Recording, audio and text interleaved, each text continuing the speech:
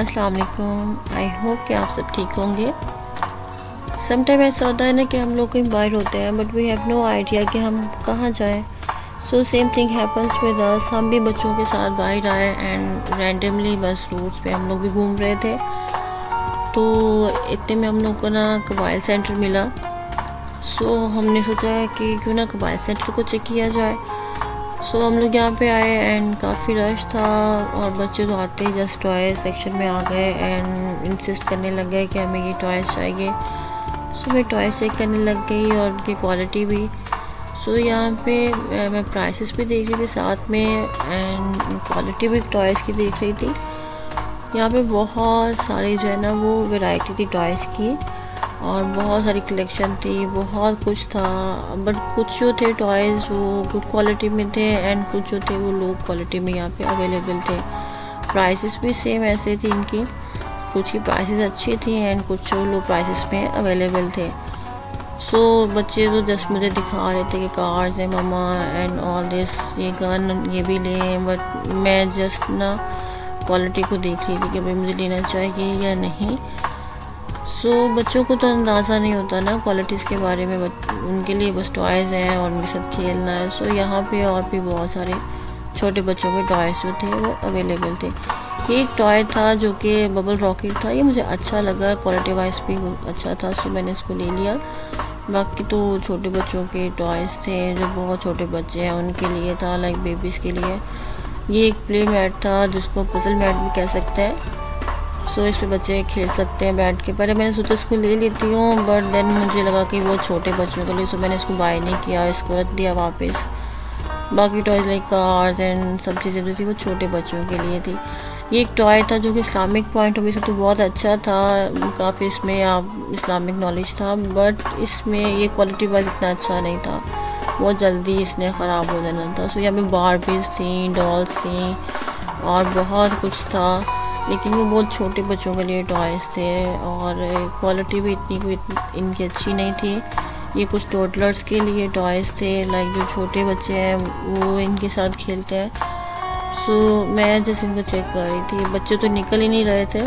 फिर मैं next section पे आई तो वो था एक्सेसरीज़ का। इसमें हेयर ब्रशेस थे, बच्चों की ponies, hair bands, pins, female accessories भी यहाँ पे अवेलेबल थी और मैं इनको चेक कर रही थी कि इनकी प्राइसेस क्या है। ये सब आपको लोग प्राइसेस भी यहाँ पे अवेलेबल है, अगर आप आना चाहें विज़िट करना चाहें तो आप कर सकते हैं। सो यहाँ पे कुछ लैम्प्स थे और होम डेकोर की कुछ चीज़ें थी, बॉक्सेस थे जिनमें आप कुछ चीज़ें स्टोर भी कर सकती हैं। एंड यहाँ पे बेबी सेक्शन था न्यू बॉर्न्स के लिए, लाइक उनकी सब चीज़ें यहाँ पे अवेलेबल थी। हिमालय एंड जॉनसन का ब्रांड यहाँ पे अवेलेबल है फीडर से बच्चों के। एंड यहाँ पे वाइप्स थी, वाइप्स से तो बहुत ज़्यादा यहाँ पे वैरायटी थी। कुछ वाइप्स जो थी वो लो प्राइसेस में थी एंड कुछ जो थी उनकी अच्छी प्राइसेस के साथ यहाँ पे अवेलेबल थी। शैम्पू वगैरह थे एंड बॉडी लोशन वगैरह, ये सब चीज़ें यहाँ पे अवेलेबल है और इनकी प्राइसेस भी कम है, प्राइसेस भी ज़्यादा नहीं थी यहाँ पे शैम्पू वगैरह की। बट हम लोग तो एक रैंडम विज़िट के लिए आए थे, सो मैं इनको चेक कर रही थी बिकॉज हम लोग मार्केट से ही सब सामान पहले से बाय कर चुके हुए थे। सो यहाँ पे एक चीज़ मुझे नहीं लगी, वो ये ऑयल थे। यहाँ पे हर एक चीज़ के लिए ऑयल अवेलेबल था, तो मैं बहुत हैरान हो रही थी बिकॉज मैंने कभी मार्केट में ये चीज़ें नहीं देखी थी। सो मैं ये फ़र्स्ट टाइम यहाँ पे इकबाल में देख रही थी। इवन एग ऑयल मुझे कभी देखा नहीं था मैंने। सो मैं ये सब ऑयल को बार बार देख रही थी कौन कौन से ऑयल यहाँ पे अवेलेबल है और प्राइस भी नहीं कम थी, जैसे 5 dirham। सो मैंने एक अनियन ऑयल लिया बिकॉज मुझे लगा कि इसको ट्राई करना चाहिए और हेयर ग्रोथ के लिए भी अच्छा होता है, सो मैंने ये ले लिया। बाकी यहाँ पे कुछ और भी ऑयल थे like olive and Vatika and कुछ यहाँ पे इंडियन ब्रांड्स भी अवेलेबल थे। सो अगर कोई लेना चाहे इंडियन ब्रांड तो वो यहाँ से आके भी बाय कर सकता है। सो यहाँ पे ये वाटिका के ये सब ब्रांड्स थे। फिर यहाँ पे नेक्स्ट साइड पे जब मैं गई तो यहाँ पे बच्चों की चेयर्स थी, कुछ ये वॉशरूम सेट थे, कुछ किचन के लिए कंटेनर्स थे ये, अगर आप कुछ बॉक्सेस वगैरह लेना चाहें चीज़ों को स्टोर करने के लिए। ये ऑयल के लिए बॉटल थी जो कि हम डेली रूटीन में यूज़ करते हैं। ये हैंड कटर्स थे, ये चीज़ें कुछ अच्छी क्वालिटी में यहाँ पे थी एंड प्राइसेस भी इनकी अच्छी थी। और ये बास्केट टाइप स्टेनर्स थे जिनमें आप फ्रूट्स भी वॉश कर सकते हैं, प्लस आप मीट के लिए भी इनको यूज़ कर सकते हैं। सो ये अच्छी क्वालिटी में थे। मुझे ये वाइट में अच्छा लगा तो मैंने इसको देखा एंड मुझे लगा कि अच्छा है, यूज़ेबल भी है। सो मैंने ये वाला स्टेनर जो था ये लिया। कुछ और भी चीज़ें यहाँ पे मौजूद थी।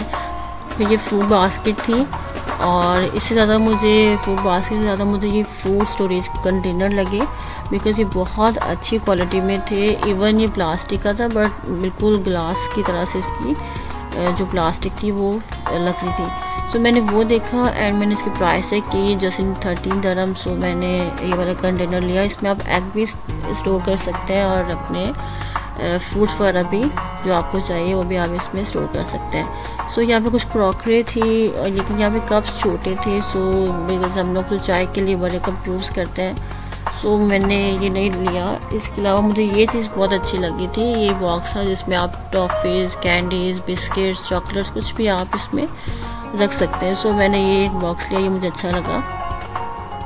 ये सब बस चीज़ें थी यहाँ पे अल-कबाइल में। सो फिर हम लोग वहाँ से निकले। ये था हमारा अल-कबाइल का विज़िट। अगर मैं अपना ओपिनियन दूँ तो यहाँ पे जो कि लो एंड हाई दोनों तरह की क्वालिटी की चीज़ें हैं।